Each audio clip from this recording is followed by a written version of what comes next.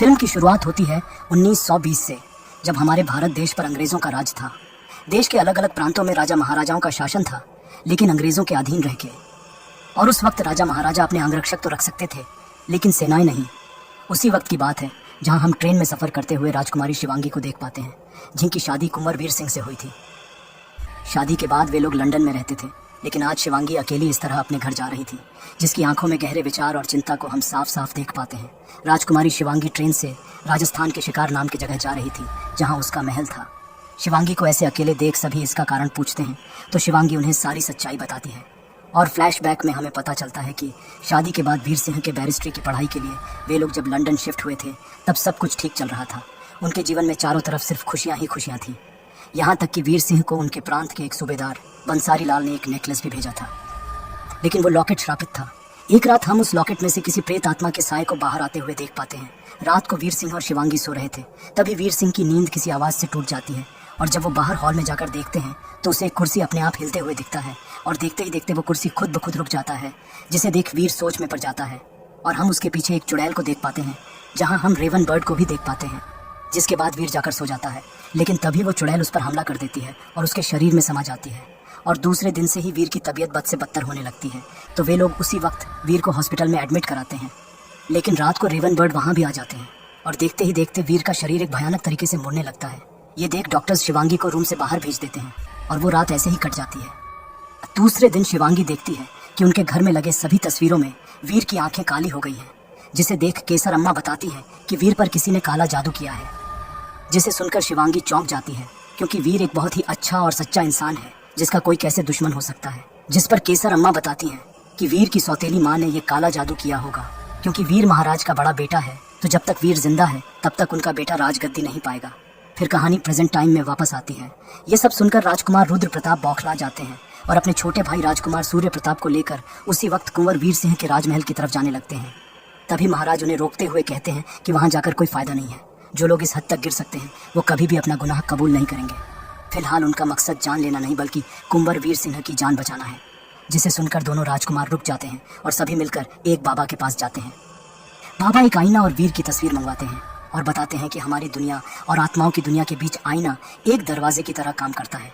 आत्माओं को इस दुनिया में प्रवेश करने की अनुमति नहीं है, लेकिन अगर कोई आत्मा इस नियम का उल्लंघन करके हमारी दुनिया में प्रवेश करती है, तो हम उस आत्मा के बारे में इस दर्पण और उस इंसान की तस्वीर की मदद से उस आत्मा के बारे में पता कर सकते हैं। फिर बाबा बताते हैं कि उस आत्मा के बारे में पता करके वे उस आत्मा को अपने मंत्रों की शक्ति से कैद कर लेंगे और वीर ठीक हो जाएंगे।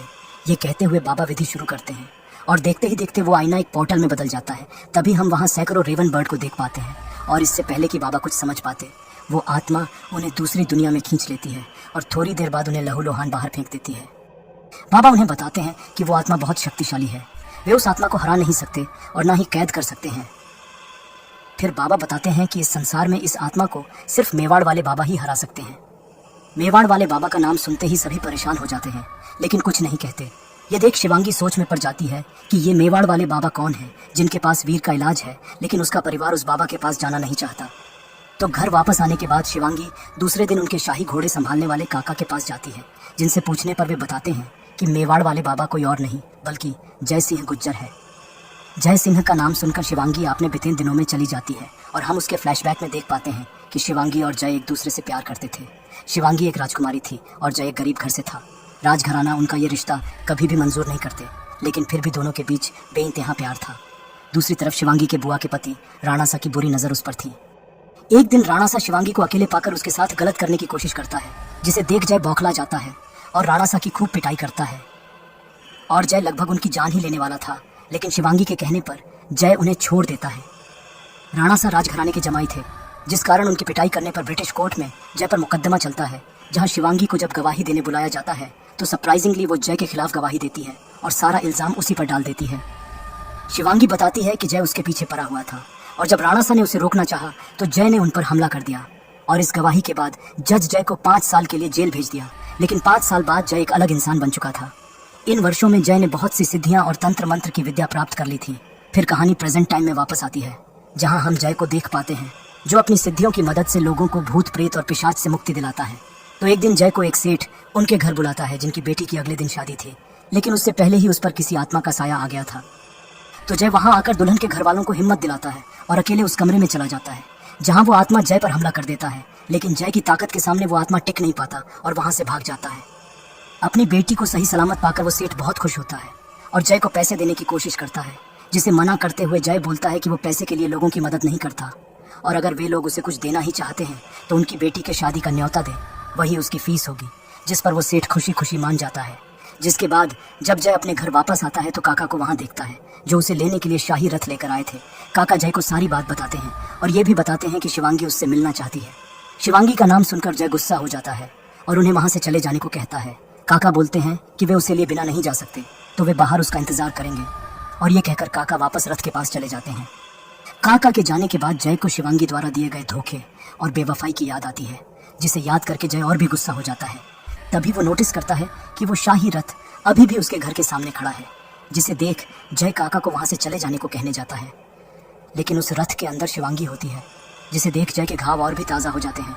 शिवांगी जय को सारी कहानी बताती है और उसकी मदद करने को कहती है।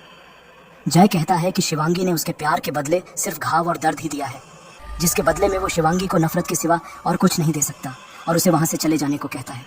शिवांगी कहती है कि जो गुनाह उसने किया है, जय उसकी सजा किसी मासूम और निर्दोष को क्यों दे रहा है। अगर कोई और औरत अपने पति के जीवन की भीख मांगने उसके पास आती तो क्या जय उसे भी खाली हाथ लौटा देता। ये सुनकर जय आखिर मान जाता है, लेकिन कहता है कि वैसे तो वो इस काम के लिए पैसे नहीं लेता, लेकिन इस काम के लिए उनसे ऊंची फीस लेगा। जिस पर शिवांगी मान जाती है और दोनों लंदन पहुंच जाते हैं। लंदन पहुंचने पर केसर अम्मा शिवांगी को बताती है कि पिछले कुछ दिनों में वीर की हालत बद से बदतर हो गई है और जब शिवांगी और जय कमरे के अंदर जाकर वीर को देखते हैं तो उनके होश उड़ जाते हैं। वीर का पूरा शरीर एक भयानक तरीके से मुड़ा हुआ था। वीर की ऐसी हालत को देख जय बताता है कि वीर को किसी खतरनाक चुड़ैल ने अपने वश में कर रखा है, जो वीर की उम्र और ताकत दोनों को धीरे धीरे खींच रही है और अगर जल्द ही कुछ नहीं किया गया तो वीर को बचा पाना मुश्किल हो जाएगा और उनके पास सिर्फ 1 हफ्ते का वक्त है। जिसे सुनकर शिवांगी रोने लगती है और जय से वीर को बचाने को कहती है। जय कहता है कि उन्हें वीर को घर वापस ले जाना होगा क्योंकि वीर का इलाज वही हो सकता है। जिस पर शिवांगी मान जाती है, लेकिन जब वो वीर को घर ले जाने के लिए डॉक्टर से बात करती है तो डॉक्टर बताता है कि वीर का इलाज हॉस्पिटल में अच्छी तरह से होगा और अगर घर जाकर वीर को कुछ भी हुआ तो उसकी पूरी जिम्मेदारी शिवांगी की होगी, जो उसे डॉक्टर को लिखित में देना होगा। लेकिन मुश्किल ये थी कि अपने ससुराल वालों को बिना बताए इतना बड़ा फैसला शिवांगी खुद नहीं ले सकती और इस बारे में वो अपने ससुराल वालों को बता भी नहीं सकती। ये सुनकर जय को समझ में आ जाता है कि वो डॉक्टर उस चुड़ैल के अस्तित्व को तब तक नहीं मानेंगे जब तक कि न वे खुद उसे अपनी आंखों से देख लें। ये सोचकर जय शिवांगी को लेकर मार्केट जाता है। जय बताता है कि बुरी आत्मा मांस और अल्कोहल से आकर्षित होती है और यही आकर्षण आज उनके काम आएगा, और ये कहकर वे लोग मार्केट से मांस लेकर आते हैं। फिर शिवांगी किसी तरह डॉक्टर को मना के अपने साथ लेकर आती है ताकि जय उन्हें दिखा सके कि वीर को कोई मेडिकल बीमारी नहीं बल्कि उस पर किसी आत्मा का साया है। जिसके बाद जय उन मांस के टुकड़ों को लॉन्ड्री रूम में रखकर वापस वीर के कमरे में चला जाता है, जहां जय वीर को वो कपड़ा सूंघाता है जिसमें वे लोग उन मांस को लेकर आए थे। उस गंध को सूंघते ही वीर उठ बैठता है और देखते ही देखते वीर की आंखें काली हो जाती हैं। ये खौफनाक नज़ारा देख सभी की आंखों में दहशत भर जाता है और ये सब देख डॉक्टर के तो जैसे पैरों तले जमीन ही खिसक जाती है। वे लोग खुद को संभालने की कोशिश ही कर रहे थे कि तभी वीर एक भयानक और अजीब ढंग से जमीन पर चलने लगता है और उसी तरह चलते चलते वीर सीधे लॉन्ड्री रूम में चला जाता है जहां जय ने उन मांस के टुकड़ों को रखा था। जहां जाकर वीर उन मांस के टुकड़ों को बड़े चाव से कच्चा ही खाने लगता है और तभी पर्दे पर वे लोग उस चुड़ैल को देख पाते हैं। इतना कुछ देख डॉक्टर आखिर वीर को डिस्चार्ज दे देता है और वे लोग वीर को घर वापस लेकर आते हैं। जिसके बाद जय उन तस्वीरों को देखता है जिनमें वीर की आंखें काले हो गई थीं। उन्हें देख जय बताता है कि इस चुड़ैल को तो मंत्रों के बल पर हरा नहीं सकते। उस आत्मा को इंडिया से लंदन किसी चीज या वस्तु के माध्यम से वीर के पास भेजा गया होगा। तो जय के पूछने पर शिवांगी को उस लॉकेट के बारे में याद आता है, जिसे हाथ में लेकर जब जय मंत्र बोलता है तो उसका हाथ काला पड़ जाता है, जिसे देख शिवांगी घबरा जाती है। फिर जय बताता है कि उस आत्मा का प्रभाव कम करने के लिए उन्हें इस लॉकेट को रात के 3 बजे नदी में विसर्जन करना होगा, क्योंकि 3 बजे 2 प्रहरों का मिलन होता है, मतलब रात और दिन के मिलने का समय। तो रात को जय शिवांगी को एक मंत्र बताता है जिसके उच्चारण से वो आत्मा इस मेंशन में कैद होकर रहेगी और इसी बीच जय उस लॉकेट को नदी में विसर्जित कर देगा। जय शिवांगी को बताता है कि ये इतना आसान नहीं होगा, क्योंकि वो आत्मा पूरी कोशिश करेगी कि शिवांगी ये मंत्र बोलना बंद कर दे ताकि वो जय के पास जाकर उसे उस लॉकेट को नदी में विसर्जित करने से रोक सके।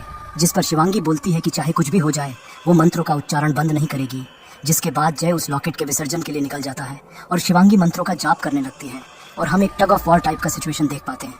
जिस कार में जय जा रहा होता है उसका एक्सीडेंट हो जाता है, जिसे देख जय नदी की तरफ भागने लगता है। दूसरी तरफ वो चुड़ैल मैंशन के सभी लाइट्स बुझा देती है तो केसर अम्मा लालटेन लेने स्टोर रूम में जाती है, लेकिन वो आत्मा उन पर हमला करके घायल कर देती है। केसर अम्मा की चीख सुनकर जब शिवांगी मंत्रों का उच्चारण करते हुए वहां जाती है तो केसर अम्मा को मरा हुआ पाती है, जिसे देख वो बहुत डर जाती है, लेकिन मंत्र उच्चारण बंद नहीं करती और तभी वो केसर अम्मा को घायल पाती है, जिसका मतलब वो आत्मा शिवांगी को डराने की कोशिश कर रही थी। जिसके बाद शिवांगी वापस हॉल में चली आती है, जहाँ वो आत्मा उसे हॉन्ट करने लगती है, लेकिन फिर भी शिवांगी मंत्र उच्चारण करती रहती है। सच्ची में शिवांगी के हौसले और हिम्मत को दांत देनी पड़ेगी। जिस सिचुएशन में अच्छों की बोलती बंद हो जाती है, उस सिचुएशन में शिवांगी मंत्र बोलती रहती है। इसे कहते हैं सच्चे प्यार की ताकत। शिवांगी को पता था कि अगर वो हार गई तो उसका प्यार वीर मारा जाएगा, और शायद इसी एहसास ने उसे इतनी शक्ति दी। खैर, तो तब तक जय नदी तक पहुंच गया था और उधर हम देख पाते हैं कि रात के 3 बज चुके हैं और देखते ही देखते मैंशन की लाइट्स वापस आ गई हैं, जिसे देख शिवांगी हैरान हो जाती है। और तभी वीर सही सलामत हॉल में आ जाता है और शिवांगी को पुकारने लगता है। वीर को सही सलामत देख शिवांगी की जान में जान आती है और उसके गले लग जाती है, लेकिन तभी वो नोटिस करती है कि घड़ी अपने आप पीछे चलने लगती है और हम देख पाते हैं कि 3 बजने में अभी भी 4 मिनट बाकी हैं। ये देख शिवांगी समझ जाती है कि वो उस आत्मा के चाल में फंस गई है और गलती से मंत्रों का उच्चारण बंद कर दिया है। ये देख वो चुड़ैल हंसने लगती है, जिससे होता यह है कि वीर की हालत और भी खराब हो जाती है। दूसरी तरफ हम जय को देख पाते हैं, जो 3 बजने पर भी वो लॉकेट नदी में नहीं फेंका था, और फ्लैशबैक में हम देख पाते हैं कि वो लॉकेट वीर के सौतेली माँ ने नहीं बल्कि जय ने एक खतरनाक चुड़ैल के कब्र को खोदकर उसके गले से लिया था, और वो लॉकेट उसी ने वीर के पास भेजा था, जिसका मतलब ये सारा कांड उसी का रचा हुआ था। शिवांगी से अपने दुख, दर्द और धोखे का बदला लेने के लिए जय ने ही ये पूरा खेल रचा था। फिर जय खुद को ही चोट पहुंचाता है ताकि वो ये दिखा सके कि उस आत्मा ने उस पर हमला किया था। जय की बातों से हमें यह भी पता चलता है कि उस लॉकेट की मदद से ही वीर की जान बचाया जा सकता है, उसे विसर्जित करके नहीं। और ये कहते हुए जय उस लॉकेट को पानी में फेंक देता है और वापस मैंशन चला जाता है। दूसरे दिन शिवांगी जय से सॉरी बोलती है, क्योंकि उसी की वजह से वो आत्मा मैंशन से निकल के जय पर हमला कर सकी, जिस पर जय बोलता है कि उन्हें पहले ये पता करना होगा कि वो आत्मा किसकी है और उसका नाम क्या है। रात को जय बताता है कि उस बुरी आत्मा के बारे में उन्हें एक अच्छी आत्मा बता सकती है, जिसका पता वे लोग एक मंत्रों से सुसज्जित नींबू से लगा सकते हैं। जय बताता है कि वो नींबू जहाँ जाकर रुकेगी वहीं अच्छी आत्मा होगी, और इसके लिए शिवांगी को अकेले ही जाना होगा। तो शिवांगी अकेले ही उस नींबू के पीछे पीछे चली जाती है, और हम देख पाते हैं कि जय वहीं बैठकर उस नींबू को कंट्रोल कर रहा होता है, और वो आत्मा शिवांगी को हॉन्ट करने लगती है। एक वक्त ऐसा आता है जब शिवांगी उस नींबू तक पहुंचने वाली होती है, और हम शिवांगी के पीछे उस आत्मा को देख पाते हैं जो धीरे धीरे उसके पास आ रही होती है। और इससे पहले कि वो आत्मा शिवांगी तक पहुंच सके, जय इस खेल को बंद कर देता है और शिवांगी को वो नींबू मिल जाता है। उस नींबू की मदद से उन्हें पता चलता है कि ये आत्मा सज्जनगढ़ से है, जहाँ शिवांगी का ससुराल है। ये जानकर शिवांगी कहती है कि वो अपने ससुराल वालों से इस हैवानियत के बारे में पूछेगी कि सत्ता हासिल करने के लिए कोई ऐसा कैसे कर सकता है। शिवांगी को टोकते हुए जय बोलता है कि इससे कोई फायदा नहीं होगा। वे लोग इस बात को कभी नहीं मानेंगे कि उन्होंने किसी सूबेदार बंसारी लाल के हाथों वो लॉकेट भेजा था। फिर जय बोलता है कि इस आत्मा की जड़ें अगर सज्जनगढ़ में हैं तो वो खुद जाके उन जड़ों को काट देगा, और ये कहकर दूसरे दिन सुबह जय स्टेशन चला जाता है। उधर हम शिवांगी को देख पाते हैं जो वीर के साथ बिताए सुनहरे पलों को याद कर रही थी। तभी उसे लॉकेट के बारे में याद आता है कि उसने जय को किसी सूबेदार के बारे में नहीं बताया था, तो जय को कैसे पता चला। ये सोचकर शिवांगी उसी वक्त स्टेशन के लिए रवाना होती है, और हम देखते हैं कि जय ट्रेन पर सवार होने ही वाला था, लेकिन तभी शिवांगी आके उसे रोक देती है और बोलती है कि उसने तो कभी उसे सूबेदार वाली बात बताई ही नहीं थी, तो उसे कैसे पता चला। अब तक शिवांगी को सब कुछ समझ में आ गया था कि उस लॉकेट को उसके ससुराल वालों ने नहीं बल्कि जय ने भेजा था। शिवांगी कहती है कि उसने जय पर भरोसा किया और उसी ने उसका हाथ तब छोड़ दिया जब उसे जय की सबसे ज्यादा जरूरत थी। ये सुनकर जय बोलता है कि शिवांगी ने भी तो उसके साथ ऐसा ही किया था। अदालत में जब उसे शिवांगी की मदद की सबसे ज्यादा जरूरत थी तब शिवांगी ने उसका हाथ छोड़ दिया था। जय बोलता है कि शिवांगी की झूठी गवाही के कारण जज ने उसे 5 साल की सजा दी और उसकी सारी खुशियां छीन ली, और तभी उसने ठान लिया कि वो शिवांगी से उसकी सारी खुशियां छीन लेगा। इसीलिए उसने वो लॉकेट भेजा था और उस लॉकेट को पानी में बहा के वीर की मौत को निश्चित कर दिया। शिवांगी कहती है कि प्यार उसने भी किया था, सज्जा उसने भी काटी थी, और तब जाके शिवांगी जय को पूरी सच्चाई बताती है। असल में जब जय ने राणासा की पिटाई की थी उस वक्त महाराजा जी को शिवांगी और जय के बारे में पता चल गया था, जिसे जानकर राजकुमार रुद्र प्रताप, जो थोड़े शॉर्ट टेम्पर टाइप के इंसान हैं, वे जय को जान से मारने जाते हैं। अपने प्यार की जान को खतरे में देख शिवांगी रोने लगती है। शिवांगी कहती है कि वो जय से कभी नहीं मिलेगी और उससे अपना रिश्ता भी तोड़ देगी, और वे लोग जहाँ भी बोलेंगे वो वहीं शादी करेगी, लेकिन बदले में वे लोग जय की जान बख्श दें। ये कहते हुए शिवांगी राजा जी के सामने गिड़गिड़ाने लगती है, जिसे देख राजा जी आखिर मान जाते हैं और शिवांगी को जय के जान के बदले अदालत में झूठी गवाही देने को बोलते हैं, जिसे सुनकर शिवांगी ना चाहते हुए भी अपने प्यार की जान बचाने के लिए मान जाती है। फिर कहानी प्रेजेंट टाइम में वापस आती है। शिवांगी कहती है कि जय दिल से सोचता है और उसके घर वाले सोचने के लिए भी बंदूक उठाते हैं, शिवांगी के झूठ से जय को तो सिर्फ सजा मिली, लेकिन उसके सच से उसकी जान चली जाती। ये जानकर जय को समझ में आ जाता है कि उसने बिना सच्चाई जाने बहुत बड़ी गलती कर दी है, और उसके ऊपर उसने उस लॉकेट को भी गवा दिया जो उस आत्मा को हराने में उसकी मदद कर सकता था। जय कहता है कि शिवांगी ने उसकी जान बचाने के लिए इतनी बड़ी कुर्बानी दी और बदले में उसने शिवांगी के पति की जान खतरे में डाल दी। ये सोचकर जय को बहुत पछतावा होता है और कहता है कि चाहे उसकी जान पर ही क्यों ना आ जाए, लेकिन वो वीर की जान बचा के ही रहेगा। फिर मेंशन वापस जाके जय अपने मंत्रों की शक्ति से उस आत्मा को एक बोतल में कैद कर लेता है और उसे दफनाने के लिए उसी वक्त शिवांगी के साथ एक कब्रिस्तान चला जाता है। कब्रिस्तान पहुंचकर जय उस बोतल को एक जगह दफना देता है, लेकिन जैसे ही वे लोग वापस जाने लगते हैं तभी एक मूर्ति जीवित हो उठती है और उस बोतल की तरफ देखने लगती है, जिसे देख जय समझ जाता है कि वो आत्मा उस बोतल से आज़ाद हो जाएगी।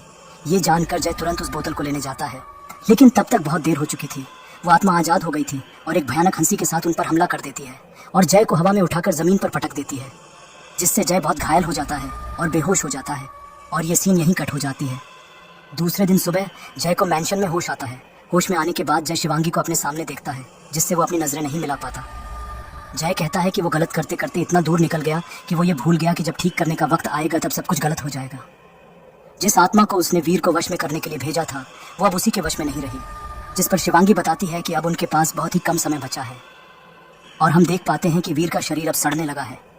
ये देख जय बोलता है कि अब उनकी मदद उसके गुरुजी ही कर सकते हैं जो अब इस दुनिया में नहीं है। इसलिए जय अपनी आत्मा को परलोक भेजकर अपने गुरुजी से इस आत्मा को हराने का उपाय जानकर आएगा। तो जय एक पेन और पेपर लेकर अपने मंत्रों की शक्ति से अपनी आत्मा को परलोक भेज देता है, जहां उसकी मुलाकात उसके गुरुजी से होती है। गुरुजी जय से बहुत नाराज थे क्योंकि उन्हें जय को यह विद्या लोगों की जान बचाने के लिए सिखाया था, लेकिन जय ने इस विद्या को अपने बदले की आग को शांत करने के लिए इस्तेमाल किया। फिर जय के बहुत रिक्वेस्ट करने पर आखिर गुरुजी मान जाते हैं और जय को वो उपाय बताते हैं जिससे जय उस आत्मा को हरा सकता था। अब उनमें क्या बात हुई और गुरुजी ने जय को क्या उपाय बताया, ये हमें बहुत जल्द पता चलेगा। फिर जय शिवांगी को बताता है कि उन्हें एक ऐसी प्रार्थना घर में जाना होगा जहां अब प्रार्थना नहीं होती, वहीं उन्हें उनके सवालों के जवाब मिलेंगे। तो शिवांगी अपने ड्राइवर से पूछती है, जो उन्हें ऐसी ही एक चर्च के बारे में बताता है जो एक पहाड़ी के ऊपर है, जिसे जानकर जय और शिवांगी उसी वक्त उस चर्च के लिए निकल जाते हैं, जहां उन्हें एक लेडी तांत्रिक मिलती है जो बताती है कि वो उनका ही इंतजार कर रही थी। उसके पास वो चीज़ है जिससे वे लोग उस आत्मा को हरा सकते हैं। ये कहकर वो महिला तांत्रिक जय को 3 खंजर देती है। इन 3 खंजर से जय आत्माओं की दुनिया में जाकर उस आत्मा को हरा सकता है। तो पहला खंजर था वक्त बताने के लिए, जिसके खत्म होने से पहले जय को उस आत्माओं की दुनिया में जाकर और उस आत्मा को हरा कर वापस आना होगा। दूसरा खंजर एक मिरर में आत्माओं की दुनिया में जाने का द्वार बना देगा, और तीसरे खंजर से जय को उस आत्मा के आर पार करना होगा, जिससे वो आत्मा जय को वो लॉकेट दे देगी। फिर उस लॉकेट को वापस इस दुनिया में लाकर जब वे लोग उसे जला देंगे तो वीर ठीक हो जाएगा। ये प्लान सुनने में बहुत आसान लग रहा था, लेकिन जय को पता था कि वो आत्मा बहुत शक्तिशाली है और जय को मारने के लिए वो अपनी पूरी ताकत लगा देगी ताकि जय अपने मकसद में कामयाब ना हो सके। ये सुनकर शिवांगी बोलती है कि जय के उस दुनिया में जाने के बाद अगर वो आत्मा इस दुनिया में आकर सभी पर हमला कर दिया तो वे लोग क्या करेंगे।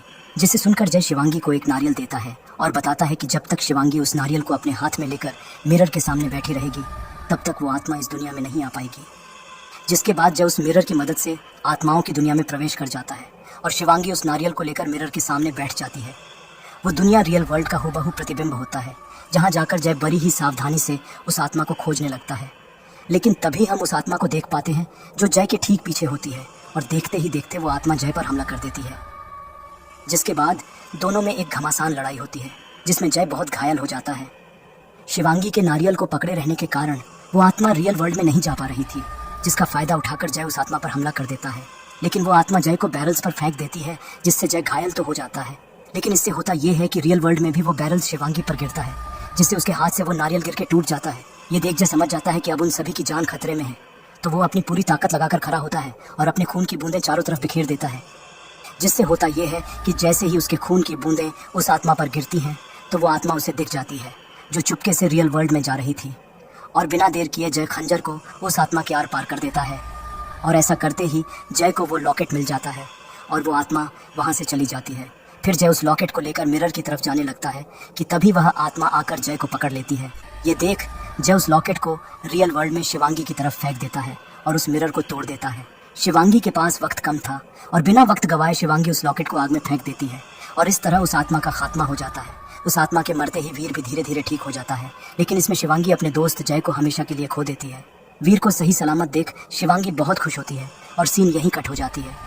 फिर हमें 2 हफ्ते बाद का समय दिखाया जाता है, जहां हम देख पाते हैं कि वीर की बैरिस्ट्री की पढ़ाई खत्म हो गई है और शिवांगी वापस इंडिया जाने के लिए पैकिंग कर रही होती है। तभी शिवांगी को वही नोट मिलता है जिसमें जय ने उसके गुरुजी के बताए तरीके को लिखा था और फ्लैशबैक में हमें एक गहरा राज पता चलता है। असल में गुरुजी ने बताया था कि जय ने एक रूह को जगाया है और अपने मकसद को पूरा करने के लिए उसे एक रूह का वादा किया और अब वो आत्मा रूह को लिए बिना नहीं जाएगी। अगर वीर को बचाना है तो उस आत्मा को एक रूह चाहिए, उसके बिना वो आत्मा नहीं जाएगी। इस नोट को पढ़ने के बाद उन्हें पता चलता है कि जय ने वीर को बचाने के लिए अपनी जान की कुर्बानी दी थी। इस फिल्म में प्यार और बदले की भावना के बारे में बताया गया है।